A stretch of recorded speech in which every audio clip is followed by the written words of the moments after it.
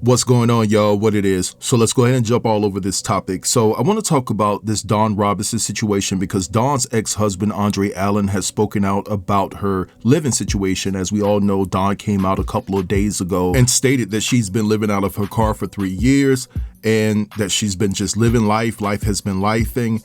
And a lot of people, especially celebrities, they were just heartbroken because this is a legend. Also, just us, the fans, we were heartbroken because Dawn Robinson has just been an integral part of R&B as it pertains to the supergroup In Vogue from the 90s and early 2000s.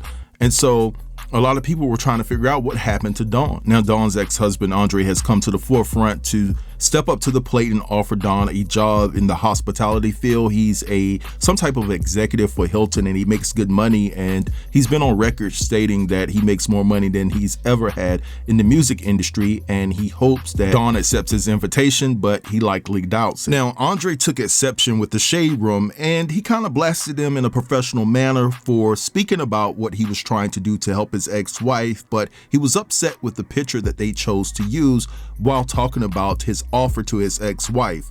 Now, what I want to do right now is play you guys a couple of clips of Andre talking about Dawn Robinson's situation. It's rather lengthy, but I'm going to try to just insert the most important clips to kind of minimize it a little bit. So I want you guys to sit back and check out what he had to say. Funny thing happened today. I talked to TMZ, and they put a story out about my ex-wife being homeless and living in her car. One, it was by choice. She's chosen to do that, van life and that whole thing, and I support whatever it is that she wants to do. But I ended up making a job offer for her to come work at the company I work for, and hopefully we'll hear back about that, and that might, work out, and if that's something she wants to do. But my ex used to be the lead singer of a group called In Vogue. But I'm not here to talk about that because she's living her life and doing what she's doing or whatever. What I'm here to talk about is the rot in Hollywood, okay? The rot in Hollywood.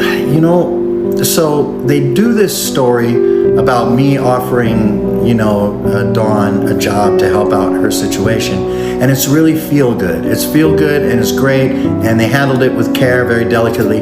But then you get these offshoots, the festering little blisters of people, the little gossip sites and the little shitheads who decide that they're going to pick it up and post this picture, okay? So everybody else is using pictures that, depict her and I in happier times, stuff that was at the Grammys and American Music Awards and all that kind of stuff. But the Shade Room, that's a great name. The Shade Room, they want to give shade. They want to send shade or whatever. Just lifeless bullshit. But the Shade Room decided to put this picture up. Why? And in the comments, people are saying, you know what you guys are doing. That's bullshit.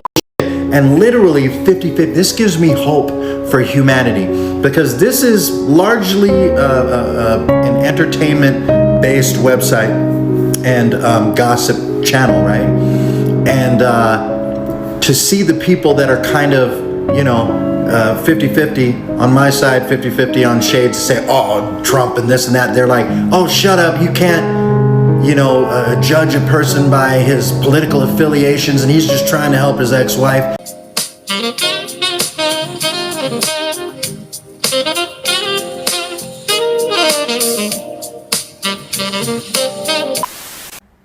I was married to Dawn for 10 years. A lot of people get it wrong because Hollywood and gossip sites and other bullshit tend to do that. Just like most everybody reporting that I'm a 2-time Grammy winner, I'm not. I only worked on 2 Grammy nominated projects. Nominated. They say I'm 49 years old. I'm not. I'm 52 years old. My group, for example, they had one hit in 1995 called I'd Rather Be Alone. It went gold after the second single and the second video came out. We broke up. And that's when I ended up signing to Babyface and Tracy Edmonds' label. But most of my credit was earned as a songwriter, writing for Jesse Powell and Will Downing and As Yet, Ricky Bell from New Edition, Montel Jordan, Stevie B, the NBA Jam Session, Big Boy from Outkast. Anyway, this isn't about me. This is about me just minding my own damn business the other day and seeing a video come up on my feed, and then a bunch of other people texting me the same video of my ex-wife, the woman that I was in love with for about 10 years of my life, telling the world that she was sleeping in her car and was homeless. That either her mother put her out or her mom was making her life miserable. And immediately I knew all of that was not right. I know Barbara Jean Alexander, okay? That woman is an angel. Her mother and I talked, actually, we just talked yesterday. She'd never put her out. She'd never put her daughter in the streets. There's no argument that you could have with Barbara Jean that you could ever view as aggressive or mean-spirited. So I knew something else was going on. I don't know. I scroll through and I see people talking and people ripping her apart and putting their 2 cents in. But this music industry is demonic. It takes and it takes and it takes. It uses you up until you have nothing left, and then it seeks to destroy you for the ratings. Because the people at the top, they get paid on both ends, on your way up and on your way down. So if nothing else, I just want people to look at Dawn as a human being right now. I know Jermaine Dupri seems to feel like maybe this might be a hoax that she's doing or some kind of publicity stunt. Slim Thug had a more human take on what's happening, but those are men. What I want you to understand is that this is a woman. And while we can bounce back and end up in a position like I'm in right now, I'm an executive for Hilton. I make over $500,000 a year. Not everybody can do that shit without some help. So maybe you could call it survivor's guilt or whatever the you want to call it. But when I see my ex, somebody that had my heart at one point in my life struggling, I don't believe that bullshit about her wanting to do van life or, wanting to have to put a video out telling everybody that she's living in her car. I believe it was a cry for help. So I reached my hand out to help. Sad part is, I don't think she'll take it. I'd love if she did, but this industry, it twists your head up so tight that the only thing that matters is the crowd's approval, and she doesn't have the crowd anymore. And she can't do anything to get that back. She don't really believe that. I know that's what all this is about, but she's struggling with something. I'm not a doctor, but I'm aware of mental health issues. I had one at a point in my life decades ago. I had problems with my temper. I had abandonment issues from being abandoned by my mother. Throughout my childhood, my entire childhood. But I'm a man. I bounced back and worked through my mental health issues. But what about when you're the biggest girl group since the Supremes and you're conditioned by producers, predatory producers who know that they're gonna you for every dime that you earn. But they feed you a bunch of hope and dreams, and you record album after album after album and never, ever, ever get rich. Now you're older and the radio stations, they don't want to really play your new music. They don't want to play your music videos. They don't want nothing to do with you. You didn't get your big shot to put out your solo album, the bills start piling up, the shows start drying up, and you're getting older still. Your group kicks you out. You find another group. That group kicks you out. You finally meet the man that you want to marry, and you marry him. Then he kicks you out. But you still have dreams. And the people that come, they don't quite know how to get it done for you. So you get bitter, and you get angrier. You start to be demanding, and people look at you like, who are you to be demanding? You haven't had a hit in years. What have you done for me lately? And then you get angrier and more bitter. And then you get left alone. Because you lash out a lot. Because you started out that really sweet girl with all these dreams that were coming true, where you did the work and you did what you were supposed to do, what you were directed to do, and the money came and you didn't get any of it. Now nobody wants to work with you. What the fuck did she do wrong? No record labels want to sign you because in the meantime, Napster just happened.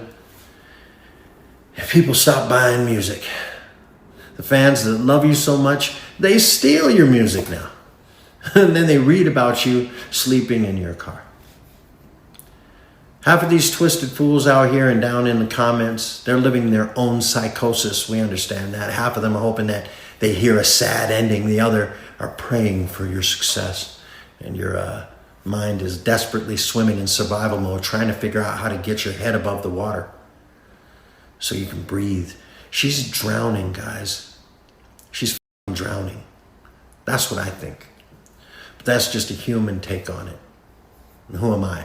The guy that left her, the guy that bad-mouthed her decades ago, calling her a spoiled bitch, among other things. Yeah, that's me. But at the time, I was hurt because I didn't know how to respond to her pain. You know what I mean? But I've had a long time to think about it, a lot of life to learn how to read, and I don't want people to misread her. So I know she doesn't want help from me or anybody else. I don't blame her. She needs help in ways that most people can't provide. She needs some professional courtesy, some love, some empathy, a time machine. She needs a job. So I hope I was able to shed a little bit of light on the struggle that's happening in this situation. So Dawn, if you're seeing this, and I know you are, I'm really sorry that I was one of the many, many people who disappointed you. So I think it's important to note that back in 2013, Dawn was on R&B Divas LA, and she was visibly missing from the reunion show. And the reason why she was missing is based off of the fact that she accused Andre of putting paws on her and having 3 kids out of wedlock, right? And so Andre threatened to sue TV One, the production company. He was going to sue everybody involved because he said that they didn't do their homework and do their due diligence to do research to uncover that Dawn was the only one that was arrested for DV. So guys, I want to read you a comment from a publication that was discussing this matter back in 2013, and it says, "Sorry, don't believe him. I think he got put on blast and is salty. Oh, Dawn may have had some faults, but I think that the fact that the letter from the lawyer hasn't been sent yet, that should have been done first, way back when the show first aired, is a major sign. Something happened to her, and the fact he left her when she was sick says a lot about him, as well as his rants on social media sites, which have been around for a couple of years. I don't believe him. His Ike Turner behind just mad because I guess people didn't know about his dark side." Now, Andre did not go through with the lawsuit at that particular time because he said that TV One had took the appropriate action by removing Dawn from the reunion show. Now, with the commentary you just saw with Andre talking about Dawn's situation, he admitted that he had a temper in the past. He admitted that he called her a spoiled bee, and he also apologized for being one of the individuals that disappointed her in her life. Now, that doesn't mean that Andre put paws on Dawn. I can't confirm or deny because I wasn't there, but it does seem to be some type of admission of guilt, and that guilt has given him the fortitude to try to pick up the pieces and clean up past acts to help Dawn now. But when you look at this situation in its totality and you take into account the story that Dawn gave us about her living out of her car and the fact that she was dependent on a former assistant to help her get an apartment, if things ended amicably with your ex-husband, why wouldn't your ex-husband offer the help to you to get you an apartment? And if he did, because he hasn't said that he's tried to help Dawn get a place and things like that within the 3 years that she's been living out of her car, but if he did, why won't she accept anything from him? That is very alarming to me, because at the end of the day, if things ended amicably on a respectful note between me and my ex, and I was down and out and I needed a place to stay and they offered to help me get an apartment, I'm going to take it. Now, I do understand that there are risks that come with that if you're looking at Andre's side, because what if he is able to secure an apartment for Dawn and says, hey, listen, I need you to pay the rent or whatever. I'm going to get you to this particular point, maybe 3 to 6 months, and that's all I can do. Well, if she signs a lease for a year and reneges on paying the actual rent and she's relying on the resurgence of her music career and won't get a regular job, then that falls back on him. He has to pay it off or it may hit his credit, right? Now, another thing that sticks out like a sore thumb in this situation is the fact that him being a big time exec for the Hilton brand, you mean to tell me that you couldn't put Dawn up in a hotel room for an extended amount of time? Listen, the point that I'm trying to make overall, guys, is the fact that Dawn won't accept anything from this man. And to me, that speaks volumes. Now, I don't know if Andre is remarried or not, or he has a current girlfriend, and maybe that could be the reason why he just doesn't want to give her anything out of respect for his current relationship situation. But the fact, if you are involved with somebody, the fact that you're offering your ex a job, well, you know, but I can understand the human being in him that really wants to help her. But my question is, do you want to help her out of guilt, or is it truly based off of the fact that you're concerned about her overall well-being? Now, the thing I want to address, the last thing I'm going to address, is the fact that he said that Dawn's mom would have never kicked her out.